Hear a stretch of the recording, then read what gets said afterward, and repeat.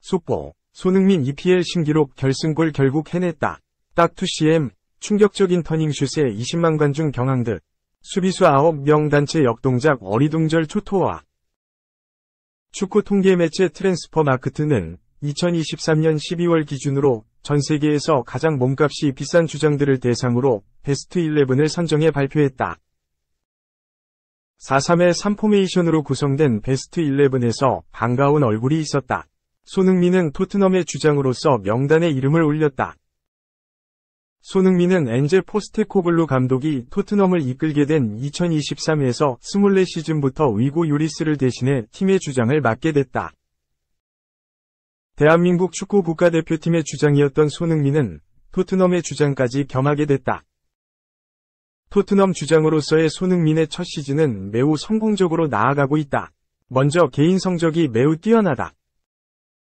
지난 시즌 부진하다고 평가를 받았던 손흥민은 부상 여파를 이겨낸 뒤에 월드클래스다운 모습을 다시 한번 선보이고 있다. 프리미어리그 득점 4위, 공격 포인트 3위를 달리고 있는 손흥민이다. 주장으로서도 손흥민은 새로운 영입생들과 기존 선수들을 잘 융화시키는 데 성공했다. 특히 히샬리송이 맹활약했던 경기에서 히샬리송을 먼저 앞세웠던 행동은 현지에서도 많은 화제가 되기도 했다. 수평적인 관계를 추구하는 손흥민의 모습은 팬들에게 많은 사랑을 받는 중이다. 손흥민과 함께 공격진에 자리 잡은 선수는 라우타로 마르티네스, 인터밀란, 리오넬 메시, 인터 마이애미였다. 라우타로는 1억 1천만 유로, 약 1,575억 원, 미 몸값으로 전체 1위에 올랐다. 메시는 1987년생인데도 불구하고 3,500만 유로, 약 501억 원, 위 가치를 유지했다. 중원에는 마르틴 웨데가르드, 아스널, 브루노 페르난데스, 맨체스터 유나이티드, 존 맥긴, 아스톤 빌라, 포진했다. 3명의 선수 모두 PL 구단 소속이었다. 수비진에는 호세가야, 발렌시아, 막시밀리안 킬먼, 울버햄튼, 마르키뉴스, 파리 생제르맹, 리스 제임스, 첼시가 포함됐다. 골키퍼 자리에는 마트베이 사포노프, FC 크라스노다르가 이름을 올렸다. 컴백 흥민, 부활 수영, 재건 울산. 2023년은 코로나19 엔데믹과 함께 한국 스포츠의 화려한 부활을 알린 한 해였다. 지난 시즌 안아골절과 스포츠 탈장 등으로 고생했던 남자 축구 대표팀의 캡틴 손흥민, 토트넘 호스퍼는 2023에서 24시즌을 앞두고 여러분이 알고 있던 손흥민으로 돌아오겠다고 다짐했고 그 말을 지켰다. 손흥민은 올 시즌 개막과 함께 팀을 떠난 해리 케인, 바이에른 뮌헨에 이어 토트넘 주장 완장을 잡고 최고의 활약을 펼치며 케인의 공백을 깔끔하게 메웠다. 손흥민은 4라운드 벌리전 해트트릭을 시작으로 18라운드까지 11골을 기록, 27일 현재 팀 내 최다 득점자이자 잉글랜드 프리미어리그, EPL, 전체 득점 랭킹 4위를 달리고 있다. 또 2016에서 17시즌부터 올 시즌까지 8시즌 연속 두 자릿수 득점 기록을 이어가고 있다. 2022에서 23시즌 각각 이탈리아 세리에 A위 나폴리, 스페인 프리메라리가 레알 마요르카에서 뛰었던 김민재와 이강인이 나란히 유럽 최정상의 빅클럽으로 이적했다. 나폴리의 33년 만에 우승을 이끈 김민재는 유럽을 대표하는 독일 분데스리가 뮌헨에 입성했고, 이강인은 프랑스 리그 1위 최정상 파리 생제르맹으로 이적했다. 황선우, 김우민 등이 앞장선 한국 수영은 항저우 아시안게임에서 르네상스를 선언했다. 경영 대표팀은 금메달 6개와 은메달 6개, 동메달 10개를 획득하며 역대 아시안게임 최고 성적을 올리는 동시에 사상 처음으로 일본보다 더 좋은 성과를 냈다. 간판 황선우는 가장 많은 6개, 금 2은 이동희, 위 메달을 목에 걸었고, 김우민, 금 3은 1, 은 최윤희, 박태환에 이어 세 번째 수영 3관왕이 됐다. 이은지, 은 1동사, 이호준, 금 1은 이동일, 이주호, 최동열, 이상은 이동희, 또 여러 개의 메달을 목에 걸었다. 특히 황선욱, 김우민, 이호준, 양재훈으로 짜인 드림팀은 남자 계영 800m 결선에서 압도적 레이스를 펼치며 7분 1초 73으로 아시아 기록을 갈아치우기도 했다. 기대주에서 한국 여자 탁구의 간판으로 성장한 신유빈은 전지희와 짝을 이뤄 한국 탁구의 21년 만에 아시안게임 복식 금메달을 안겼다. 신유빈 전지희는 대회 여자 복식 결승에서 북한의 차수영 박수경을 누르고 2002년 부산대회 이철승 유승민, 서금미 이은실 이후 21년 만에 복식 금메달을 차지했다. 2002 월드컵 4강 신화의 주역인 홍명보 감독이 이끄는 프로축구 울산현대는 창단 첫 K리그 1, 2연패를 달성하며 명가 재건을 알렸다.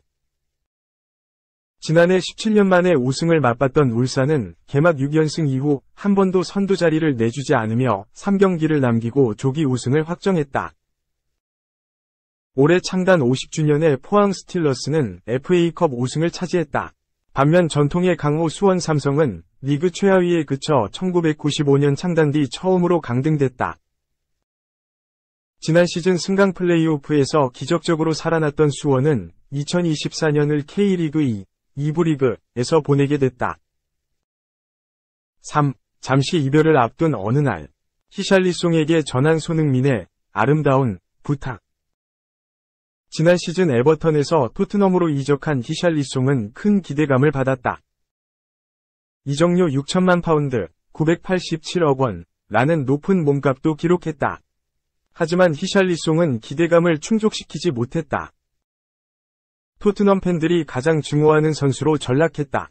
히샬리송은 지난 시즌 리그 27경기에 서나서 한 골에 그쳤다. 모두 합치면 35경기에 출전해 3골이었다. 토트넘 팬들의 비난을 피할 수 없는 성적이었다. 이랬던 그가 올 시즌 달라졌다. 올 시즌 초반에는 사타구니 부상으로 흔들렸다. 해리 케인이 바이에른 뮌헨으로 떠나자 히샬리송이 시즌 초반 토트넘 원톱으로 나섰지만 이렇다 할 활약을 하지 못했다. 부상으로 이탈한 후 수술을 받고 돌아왔다. 이후 달라진 모습을 드러냈다. 부상을 완전히 털어낸 모습을 드러냈고 최근 3경기에서 4골을 폭발시켰다. 토트넘의 3연승에 결정적인 역할을 해냈다. 올 시즌 리그 15경기에 출전해 5골을 기록했고 리그컵까지 합치면 6골을 신고했다. 히샬리송의 부활. 가장 기뻐한 이 중 하나가 바로 손흥민이다. 히샬리송을 향한 손흥민의 애정은 각별하다. 올 시즌 히샬리송의 수술을 권유한 것도 손흥민이었고 히샬리송은 이를 받아들였다. 재활 과정에서도 손흥민은 히샬리송을 최대한 도왔다. 자신이 겪은 슬럼프와 비슷하다는 이유 때문이었다. 히샬리송의 상처를 진심으로 보듬은 것이다. 손흥민은 히샬리송의 부활을 정말 다행이라고 생각하고 있다. 슬럼프를 털어낸 것이 기쁘다. 특히 자신이 토트넘과 잠시 이별을 앞둔 상황에서 히샬리송이 부활한 모습을 보니 이보다 든든할 수는 없다. 조금은 마음 편하게 팀을 떠날 수 있게 된 것이다. 손흥민은 한국 대표팀 소속으로 내년 1월 열리는 아시안컵에 출전할 예정이다. 팀과 잠시 이별을 앞두고 손흥민이 히샬리송에게 부탁 한 가지를 했다. 토트넘의 캡틴으로서, 에이스로서, 또 히샬리송의 친구로서 부탁을 한 것이다. 자신이 없는 사이 팀을 지켜달라는, 팀을 도우라는, 팀을 위해 득점을 하라는 아름다운 부탁이었다. 이 내용을 영국의 미러가 보도했다. 이 매체는 히샬리송은 최근 3경기에서 4골을 넣었다. 오랜 기간 부진했지만 드디어 토트넘과 맞는 옷을 입었다. 이런 상황에서 손흥민은 다음 달 한국 대표팀으로 간다. 최대 한 달 동안 돌아오지 못할 수 있다.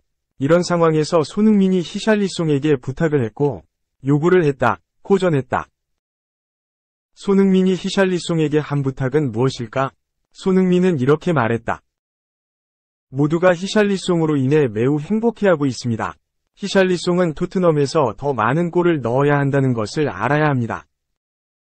히샬리송은 스트라이커고 토트넘에서 15골 이상을 넣어야만 합니다. 히샬리송은 더 많은 골을 넣고 싶어하는 선수입니다. 저는 히샬리송이 계속해서 팀을 도울 수 있기를 바랍니다. 4. 충격. 글레이저보다 래트클리프가 더 악질이다. 감언은 가난한 사람 탓으로 돌리는 처사. 그는 직원 뼛속까지 비용 절감하며 억만장자 된 사람. 글레이저 가문. 2005년 맨유를 인수한 직후부터 최악의 구단주라는 평가를 받았다. 거짓말처럼 EPL 최고의 명가 맨유는 글레이저 가문이 새 주인이 된 후부터 추락하기 시작했다. 맨유 팬들은 항상 글레이저 아웃을 외쳤다. 완전한 아웃은 아니지만 맨유 팬들의 바람이 일부 이뤄졌다. 영국 출신 석유화학 재벌 짐 래트클리프가 맨유 지분 25%를 인수했다. 글레이저 가문은 일선에서 물러나고 맨유는 래트클리프가 총괄 지휘하게 된다. 래트클리프는 맨유 부활을 위해 대대적인 투자를 약속했다. 맨유 팬들이 환호한 이유다. 그런데 래트클리프가 맨유 인수를 확정 지은 후 가장 먼저 하는 일이 논란이다. 바로 감언이다. 영국, 가디언 등 현지 언론들은 래트클리프가 구단 합리화를 위해 대대적인 감언을 추진한다고 보도했다. 많은 부서에 과도한 인력이 있다고 판단했다. 구단 효율화를 위해 인원을 줄일 수밖에 없다는 것이다. 현재 맨유에는 1000여 명의 직원이 있다. 래트클리프가 최대 300명까지 직원 수를 줄일 수 있다는 것이다. 맨유 인수 후 가장 먼저 하는 일이 맨유를 위해 일을 해온 가족들을 쳐내는 것이다. 논란이 일어날 수밖에 없다. 이에 축구 금융 전문가 키어런 맥과이어는 영국의 풋볼 인사이더를 통해 래트클리프의 결정을 맹비난했다. 맥과이어는 래트클리프가 수백 명을 감언하기로 한 것은 잘못된 결정이다. 이는 현대 자본주의의 모습이다. 비용 절감 프로젝트는 래트클리프가 부임한 후 몇 달 안에 이뤄질 예정이다. 이것이 정말 사실이라면 실망스러울 것이라고 말했다. 이어 래트클리프는 직원들을 돌보며 억만장자가 된 것이 아니다.